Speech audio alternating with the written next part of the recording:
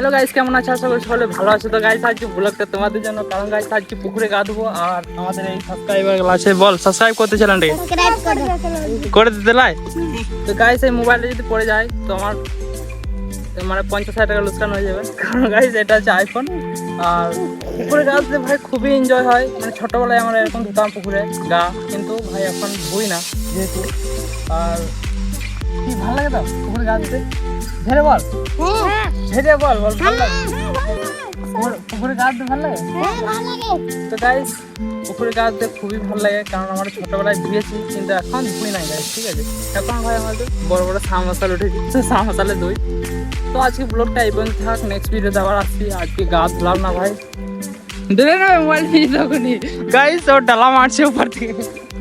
তো